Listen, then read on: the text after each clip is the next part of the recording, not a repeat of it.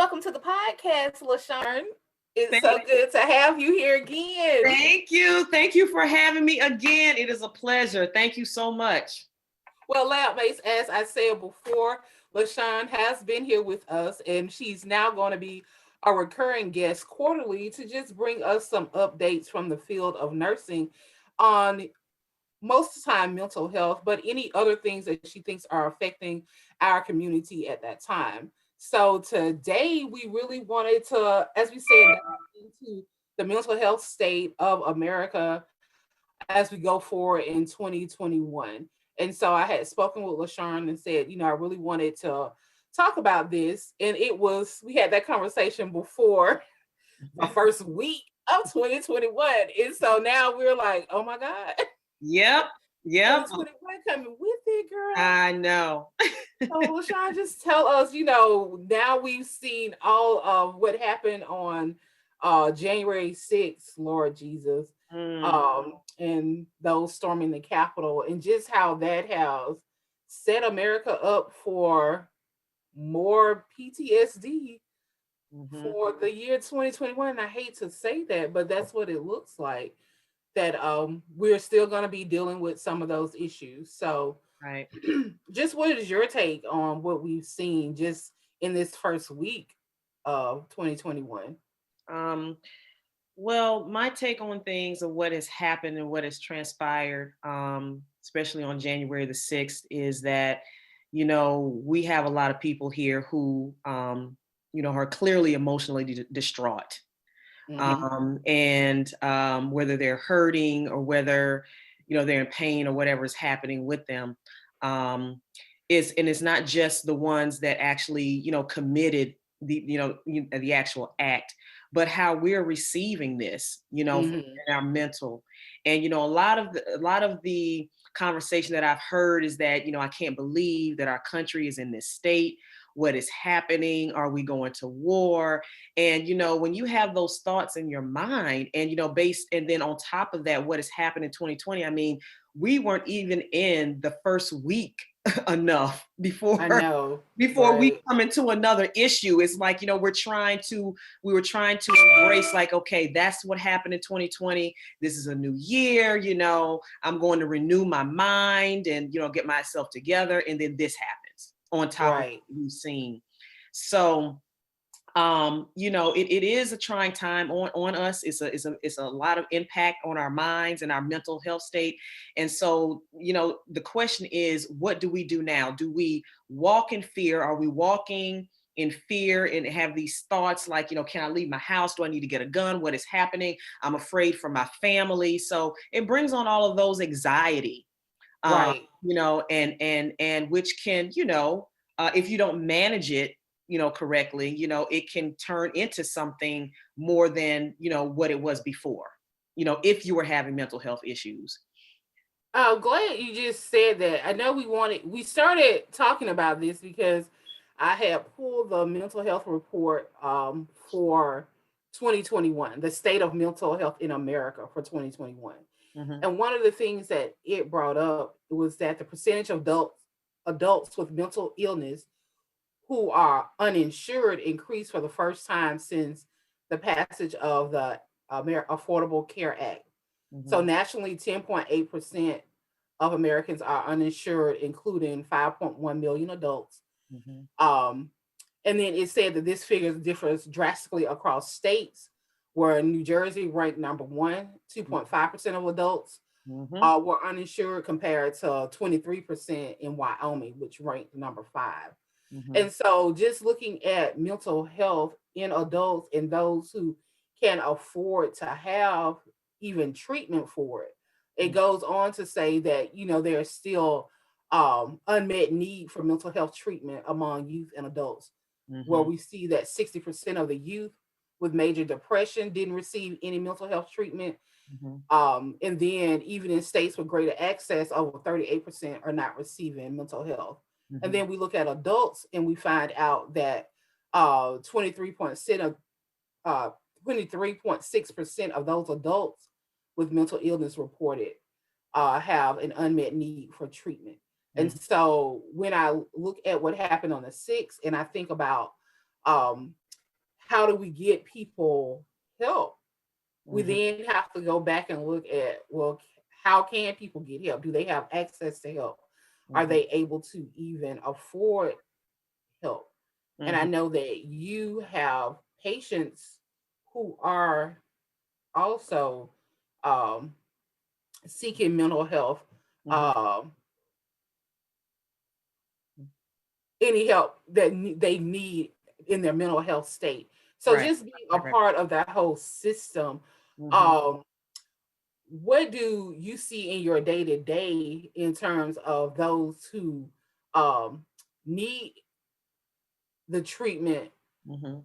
and may not have, the insurance or the resources to get that treatment? Right.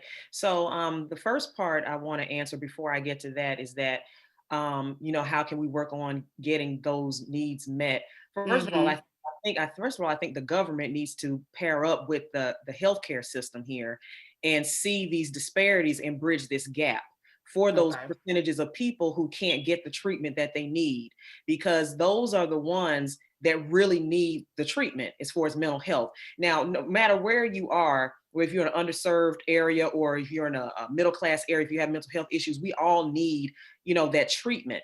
But I Mm-hmm. believe that, like I said, the government needs to pair up with the healthcare system and really look at this and say the people who can't afford it really need it.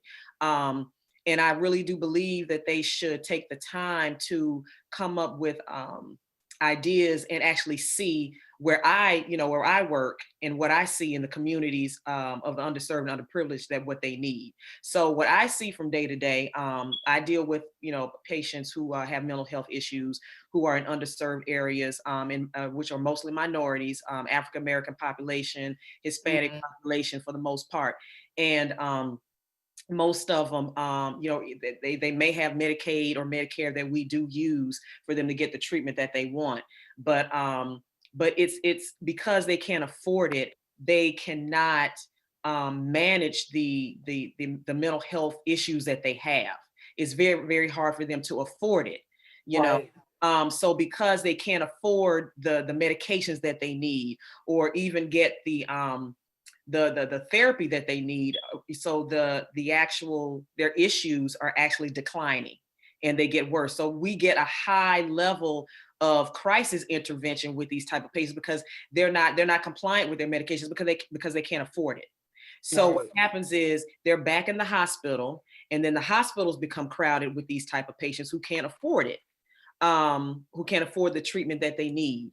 So I do believe that the government definitely needs to seek more into the underserved areas um, that actually need the mental health treatment that they need to get to receive.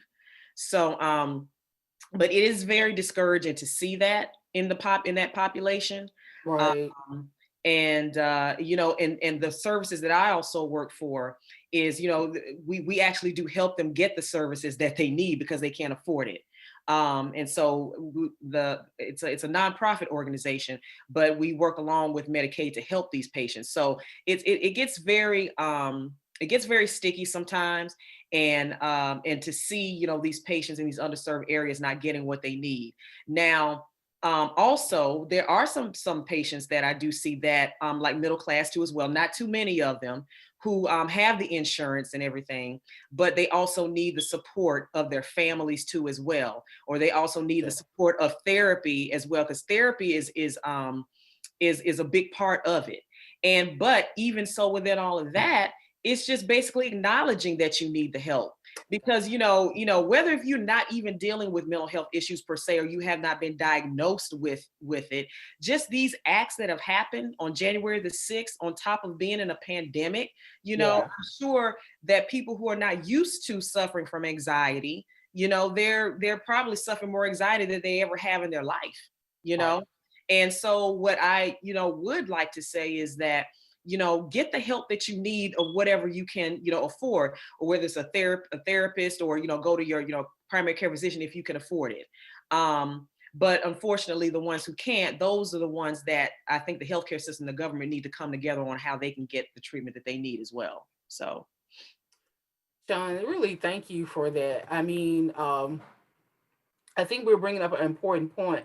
Just one of the things that Biden's cabinet is going to have to look into is really how do we offer the resources for those who are in a mental health crisis to Mm-hmm. be able to get the help that they need. Mm-hmm. And I think that's one of the big things that we'll see in 2021 Mm-hmm. is more people seeking help. I mean, as I said, as talking to you, we are in a post-traumatic stress Mm-hmm. um, state of mind, seeming at Right. all times. You know, we wake Right. up to something new. One of my favorite vloggers calls this a movie. She's like, "This is America." You know, it's the movie series. Every day you wake up, it's something new, and I begin to feel like that. It's like thought I was watching a movie on the sixth Right. again. And it Absolutely. kind of reminded me, and someone said it, of 9/11 in the sense of you're watching something happen in real time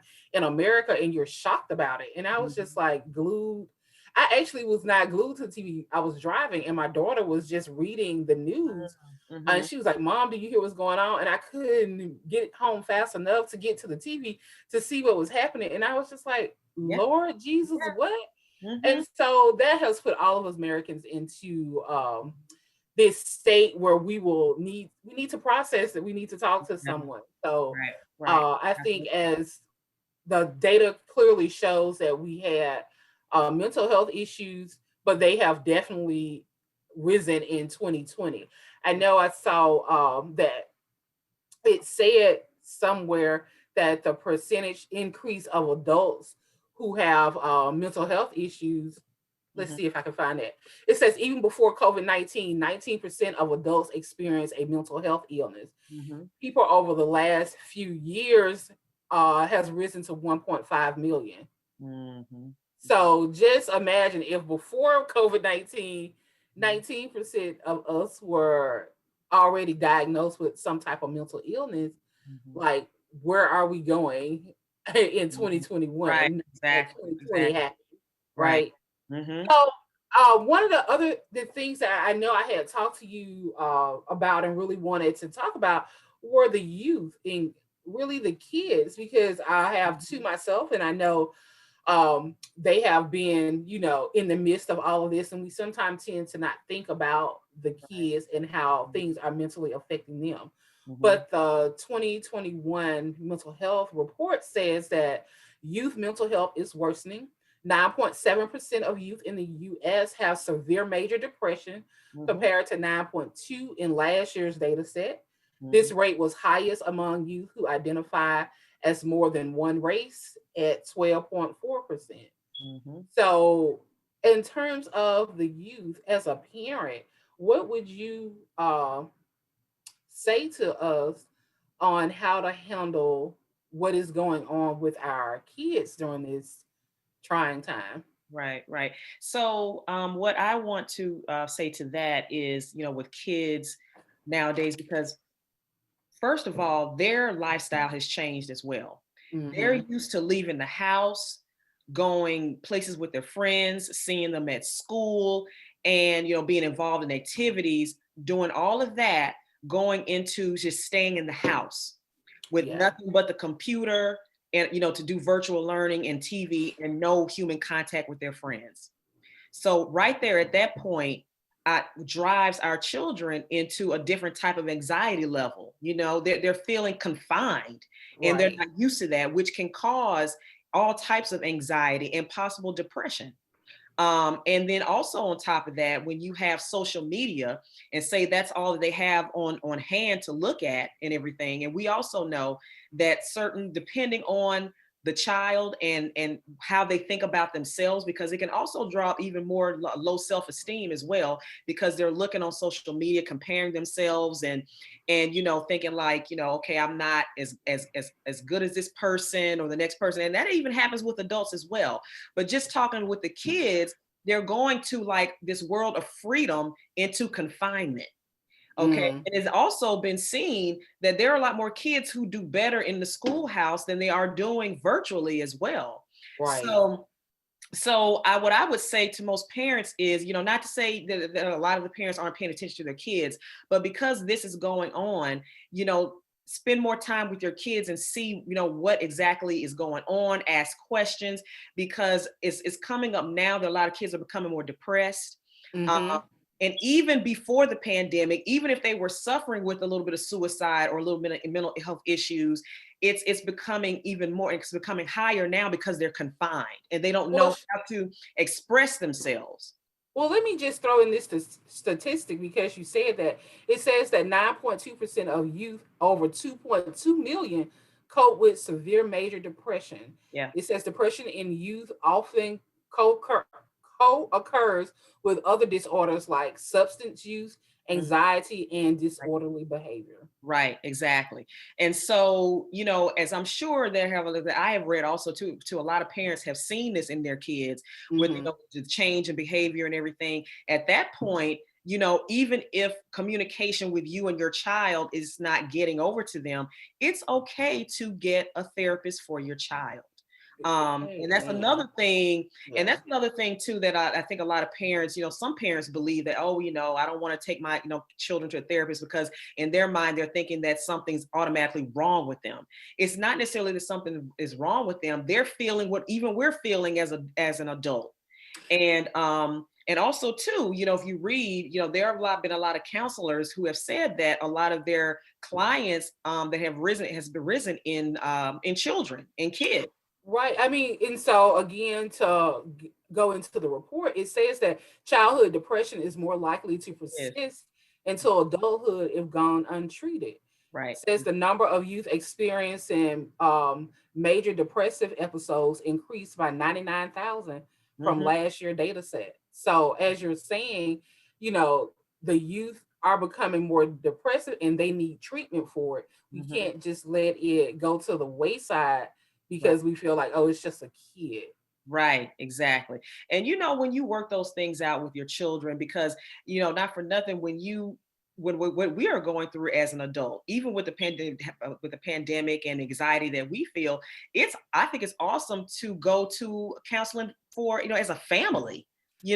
Because Yeah. you'll find some things out, about each other, especially when you have a third party involved. Right, And right, that right. can actually help you all because you're all in the house, and everybody's getting adapted to like a new normal. Right. So it's good. I also recommend that to also go as a family because you might find some things in you that you probably need to work on as well as the child, and then maybe some things that is connected with you and the child during this time. Yeah.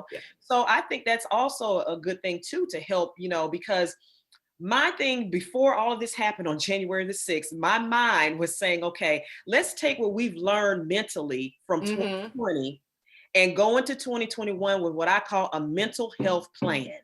Okay, we all come into a Yes. new year with the plan to exercise, diet, exercise, and come into that physical plan. But Right. what we've learned from 2020, let's also go into it with also a mental health plan. Do two of them, because what you Amen. understand is that no matter what you do physically, your body is going to follow what your mind is doing. So you can even work out, diet, and exercise, but if your mind is cluttered with depression and anxiety and stress, your body is going to follow that. No, I So, think that is perfect. I mean, when you first mentioned that mental health plan, I was like, light bulb going off in my head. And I really, in these 7 days, have really tried to, well, nine now, I'm stuck, as you yeah, see. right, But right. I have really tried to utilize that. And, I've even checked in on my kids just after the six on how they felt. Did they Right, understand right, what had happened? If they had any questions. But for us, I continuously tell them, when I hear them arguing, fighting, I'm like, no, that's not us for 2021. We right. in a happy place. Let's figure this out. Let's talk about it. And for me, just in mental health plan, for us is to try and get us to be on a more positive pathway. And when I Absolutely. hear the negative coming up in the house, to immediately squash it and redirect them to a more positive path, to Right, make them apologize for being mean to each other and right, understand, like, in this house, why we need to always be the uplifter of one another, because when we Right. go outside the house, there are plenty of people who want to already, take you down. So don't you be a part of that. Right. And when you have a brother and a sister combination, that's like total bickering all the time, back and forth. So even in this one week, it's been hard to keep them from, throwing, side eyes at each other, that I'm just like, Right. Right. that's gonna Yeah. hurt. Right. Stop it. So yes, that mental health plan, I think, LuSharn, is just so important for a family to have, to actually set up and say, for my household this year, this is how we're going to deal with mental health. And this is where, as the leader of the household, I'm trying to move our mental health too. And Right. that's what I'm focusing on, trying to move us to be more positive in the spectrum instead of on the negative side. And just teach the kids how to pivot to the positive side of Right. things, when Mm-hmm. they're upset. Just like, Right. what Exactly. can we get out of this? What's the silver lining in all of this? How can we move ourselves forward Right. without being so upset? Right, exactly. Because the impact of everything that's going on, like I said, with the kids, because they sometimes they don't know how to channel their emotions and what they're Mm-hmm. feeling. So they end up projecting what they're feeling on their sibling, on their parents. And that's why I said it's a good idea for the whole family now with everything, if you can, go to counseling, you know. Yeah. Now, and also too, some advice I also want to give, because like we said in the beginning, everybody can't afford it. Everybody doesn't have insurance. Right. So until Biden comes into office and we can come together with the healthcare system to figure out how everybody can be insured to do this, there are other things that you can do to help manage your mental health. Mm-hmm. Everybody has different things. Some people like yoga, some people Hey. Pilates. Like for me, prayer and devotion, meditation, that helps Yes. me. You know, if exercising, that actually really helps decrease in stress. So there are certain things that you can do to relieve your mental health or improve your mental health without, if you can't afford it. Now for the people who can't afford it, I always say is that it's okay to express and be vulnerable with your emotions, because everybody's being affected by this. So the first thing you should come into is a area of awareness and be okay with it. Okay. Uh-huh. What I'm saying? Be okay with it. If you're feeling anxiety from everything that's going on, it's okay. Be aware of that. So if you can't afford it, it's okay to seek out a therapist. I have a Yes. therapist that I see once a week. Okay, Right. soon. And with me being a nurse and everything that I see out here, with the patients, whether it was it's with the pandemic, or mental health patients that I do deal with, what they're seeing with what I see with depression and anxiety. So I have to Mm-hmm. take care of myself, because if I don't, I have nothing to give to people that I help every single day. And guess what? It's okay. It is okay. So I do recommend that. And especially for some people who are spiritual, like I said, if you like doing prayer, devotion, meditations, what I do, hey, it's okay. It's okay to have Right. Jesus and a good therapist. It is Yeah, I mean, okay. it's what works for you, but Yeah, you're really it's saying right. just find some way to, Right, you know, exactly. decompress to, Exactly, exactly. Just remove like some for of that people, anxiety. right, just like some people for their physical. If you can't afford to go to the gym or whatever, you will find certain things to do at home to get you into shape. You know, Yeah. so do that as well for your mental health plan. If you can't afford it, if you're not insured, find those things that will, that you can do for self-care. And it's funny that you just said that, find some things to do, because my son is not 13, so he can't go join the gym with me and my daughter. And Mhm. I had a friend, Tracy Justice, who just put up that she was doing Zumba online. And I went to him.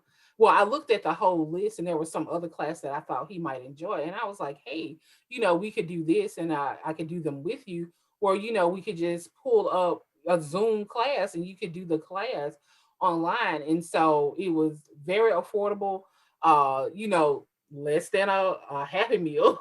Mhm.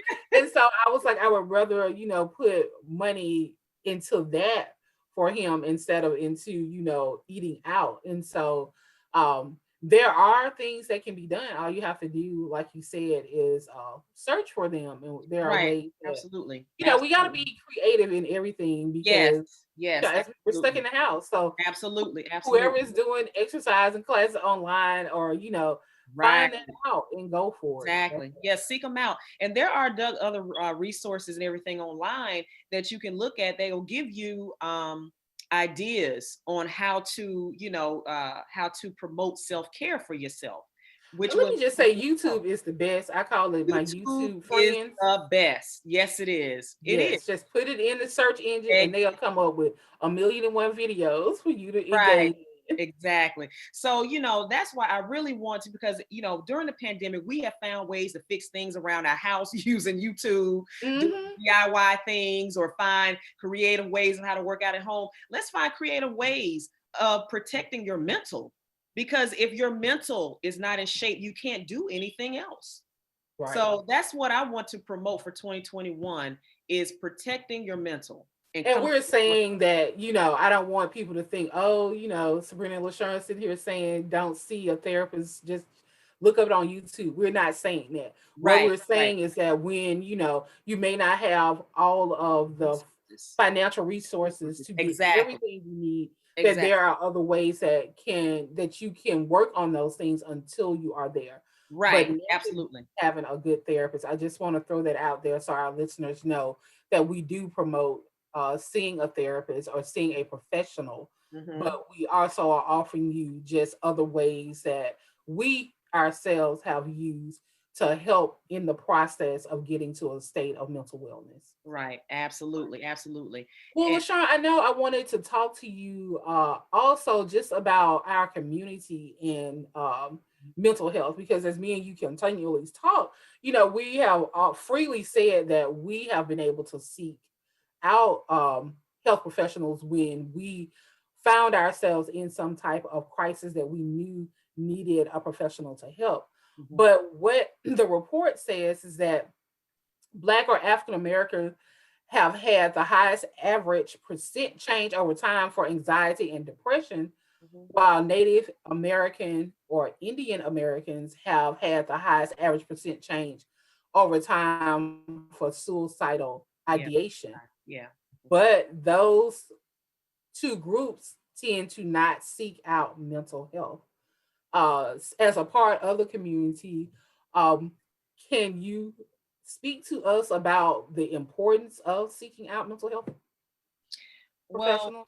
first of all, I mean, I'm glad you brought that up about African Americans and, Native Americans, because, our culture is so different, and our mindset and how we were taught and raised are different versus our Caucasian colleagues and what they think. And as far as Hmm. getting help, as far as, African Americans, we're taught um, I don't want to use the layman terms, but we're taught to fight through it. We're taught to fight through the struggle. I mean, that's it We're, though. what I'm saying? That's what we're Hmm. taught. We're taught to kind of like with the men, we're taught to man up and get, through it or get over it or do what you have to do.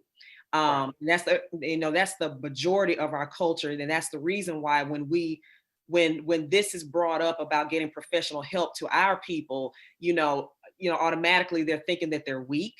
They're like, oh, I'm not going to a professional because that makes me look weak. That means I can't Yeah, handle myself or handle my issues, and that's not true. And that's that's the mindset that we have as a people, which is why mental health issues are probably higher in those communities in our population versus the others, because we don't seek the help that we should get. right. So what I think as a people that we should, support each other and kind of rewire that mindset and say, hey, it is okay, because it doesn't make us feel weak when we get professional help. Actually, it makes us stronger, because Right. we're going to get the help, but going to get help in our culture means weakness, and that's not what it is. And it's just all about changing the mindset, and that is very important for us to do that, because number one, coming from a medical perspective, African Americans is the highest population when it comes to hypertension, okay, Hmm. Yes, and ma'am. cardiovascular disease. And all of Hmm. that is stemmed from stress, because we Hmm. don't manage our stress well. Okay. And that's the point that I made, is that mental health is important because whatever we do mentally, our bodies are going to follow. And because us as a people, we don't know how to manage our mental, our bodies are following that. Therefore, we are at higher risk for stress, anxiety, diabetes, hypertension, things like that. So it is very important. And us as a people, we have to come to that realization. I think you said some just important key tips here for us in our community. To one, just first of all, acknowledge that it does not mean that you are weak. That seeking out help does not somehow take away your strength. And I Right. think that's a big thing for males and females in our community to know. And two, it's just that it is okay. It is okay to need Mhm. help, and it is okay to seek out help. Mhm. And your big thing was to just do a mental shift, do a Mhm. mental change about this. And we have to work as a people on this because it's going to be hard because again it's a hardwired concept in our brain that only Right. people who got a problem go see the doctor to talk about it. Mhm. Mhm. I'm sorry for a better lack of phrase, but we'll hear normally hear, oh, that's white folk stuff. Right. And so Exactly. you grow up Right. hearing that, like, and so it was like, okay, unfortunately, you grow up thinking white people do this, black people do that. And Mhm. so we end up with this hardwired thought of they can seek and talk to a doctor because they need to. As a black person, I don't need to seek Mhm. and talk to a doctor. And we just have to really break that thought, break that hardwire thought in our head and really Right. begin to see that um, cultures, no matter which one, Native American, African American, Pacific Islander, all of us need to at some point talk with someone Right. about our state of mental health. Absolutely. And Sabrina, I will use myself as an example because, sometimes when you come on these podcasts or webinars and seminars, they listen to us and they say, oh, well, it's easier for them to say because they're probably not suffering for it. As I said earlier, I see a therapist every single week. And me as Right. a nurse, I do that because if I'm not at a maximal level to where I can help people, because that's what I do. I help people medically. If I'm Right. not maximally there, I can't help you if my mental isn't protected. Right. So my thing is by me seeing a therapist or doing what I need to do or other things I do for self-care, that makes me stronger so I can help somebody else and do what I have to do. But if I don't, that makes me weak. I can't help anybody, if that makes any sense. It makes a total sense. Okay. And I think, that's when we go back to you saying the family goes to seek counseling or mental health therapy because everybody has some point, as you say, if the parent gets it together, then they can better help the rest of the family begin to have better mental health or on their road to mental wellness. Because we can't just say, oh, it's just one person in the household. So all in all, to say that when you are a leader in whatever area you're in, you have to take care of your mental health so Absolutely. that you can help those that follow you. And Absolutely. so me as a parent, I'm thinking of the parent child structure, and Mhm. you as a professional in the health field are thinking of yourself, then so that you can better help your patient. So Absolutely. yeah. Absolutely. Absolutely. Well, So LaShawn, I swear this has been just a great conversation on 2021 and our state of mental health. And again, when we first decided to have this conversation uh, on your corner, we were like, oh, yeah, we can talk about all the things of 2020. yes. Then we get to 2021 and we sitting in the TV like, wait a minute, what? Yeah. This actually this that what happened on the 6th actually changed the dynamics of this conversation. Girl, all Because the way. our conversation was going to be kind of, we're not different, but at a different angle. So yeah, it definitely did. Well, I think we really still covered though everything. We really wanted to talk about that mental health plan. I think it's very important Yeah. for our community to understand that they need one. And when I say the community, the STEM Lab podcast community, but Right. our community as well. Right. And I think we touched on that, how we have to change that hardwired thought process Mhm. that mental health therapy is not for us. Us as in African Americans, it's not true. It is for us as well. And we definitely need to take advantage of it. And I think one of our really important key things that we started out talking about was just how we look, how we are hoping that the Biden administration will Right. help get the resources to the people that need it. That need. Because we are seeing again more of African Americans having high anxiety and depression, Right. Right. Native Americans having more suicide, and just our youth being more depressed because they are now in these virtual environments and not Mhm. face to face with their friends, outside, running around, getting rid of some of that energy and anxiety. And so I think that starting our conversation off with just our wish for what we hope to see in the next 4 years with Absolutely. this administration Absolutely. was key and important to the conversation. Right, absolutely. So going forward too, Sabrina, I just want to say too as well is that I plan to I've had a plan in my mind that I'm going to try to maybe like open up like a blog or Facebook page, to people who may have questions or need resources for mental health. Yeah, that I actually yeah. So I'm Look gonna at have you. I'm Girl, gonna we do the that best friend duo team I've ever seen. What? No. Hey, listen. If you had to ask me about this like over 2 years ago, I would have looked at you like, no, I'm not doing that. Mhm. But But God, one good thing this working. pandemic has brought is virtual technology is really just as effective as in being in person. And we all need to be out here serving and helping each other, especially during these unprecedented times. So I am here to be a mental health advocate.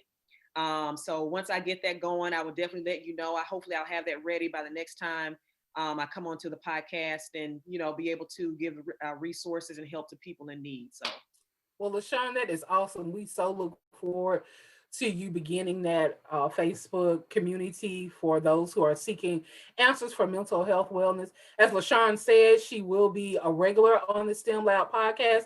She has her Nurse LuLu's Corner that we'll be introducing. So quarterly, she'll come on just to have a conversation like she and I just did today. And we hope to always support our conversation with some supportive data that we have researched so that that we have really looked into this topic. We are really trying to understand and actually give you some information that we think is key to you moving forward and being the healthiest person that you can 360, not just in your mind, but also physically, as you heard LaShawn say. So, LaShawn, as always, girl, I'm so happy to always have you on. yes, I love it. I love it. Just a bestie combo here. I mean, what, girl? We taking it by storm. Ooh.